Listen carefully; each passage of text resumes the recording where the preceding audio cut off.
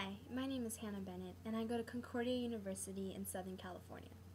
Today I'm doing an introductory speech on a personal experience that I'd like to share with you. The other day I was reading an article in a surfing magazine about the top 10 risks of surfing. You want to know what one of them was? Well, to my surprise, spiders. Yeah, that's right, spiders. Water, surfing, insects. Well, the article said that spiders can be found in your surfboard bag or even on beaches where there is a lot of vegetation. What are the chances of that? The flip side to this article was a statistic from the International Shark Preservation, claiming that a person is more likely to get hit by a bus than attacked by a shark. Let's hope that's true, because both of those are just as bad as getting bitten by a spider.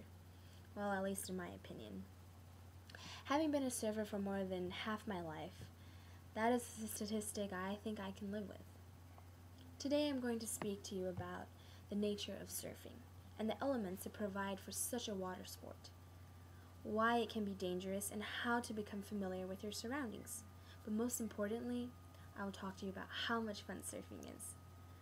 There are 3 things one must understand about surfing. 1. Surfing requires physical aquatic capabilities, such as being able to swim. 2. Never underestimate the forceful power of the ocean. And 3. Surfing is the most intriguing activity a person will ever experience. First of all, surfing is performed in the ocean, not an element of us human beings. In fact, it is the quite opposite. One must first be a good and experienced swimmer before they even think about getting on a surfboard. Not only that, but also become familiar with what the ocean is about, what it's capable of, its strengths, its powers.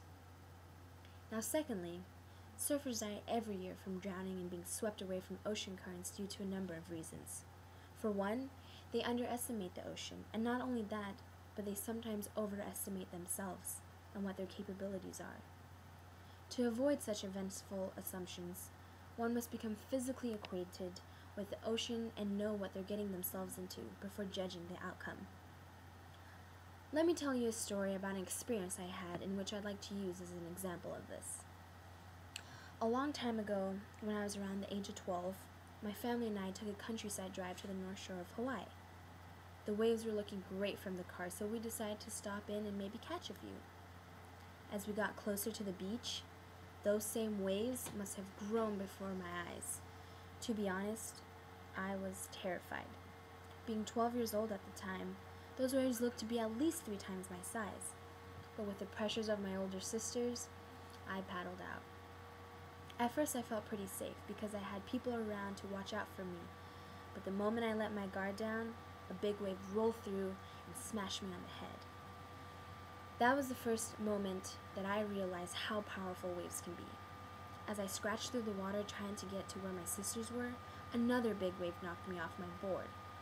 I was held under for a while, and as soon as I surfaced, a couple more came crashing over. Surfacing a second time, I could see my sister paddling towards me to help, but at this point I felt like drowning. I could remember vividly the feeling that had taken over me.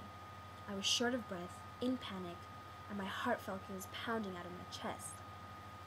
My sister finally reached me and flung me on top of what was left of my board, since it had smashed and broken into half.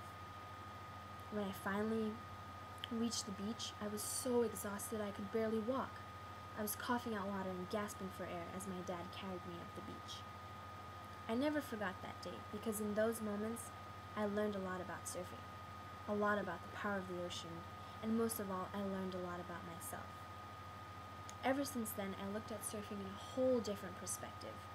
I wanted to respect the ocean and go out to have fun in ways that I knew I can handle, and not to be scared. Lastly, there are many fears when you are out surfing in the open ocean, such as drowning, sharks, getting cuts, but all those fears seem to disappear the moment you catch waves. There is no better feeling in the world that can compare to that of riding a wave. You're essentially gliding on water. In my opinion, only good memories can come out of that. Now, to sum up, it is true that surfing is full of risks and dangers that cannot be controlled. But why should they be? It is an activity amongst the variety of Mother Nature that enables such adventures and vulnerability to be endured. Consider us lucky as human beings to have the option of exploring these endeavors that are so often misunderstood. Surfing is a window of opportunity to experience the forces of what our world has to offer. Now all I have to say is, if you know how to swim, what are you waiting for? Get out there and go surfing.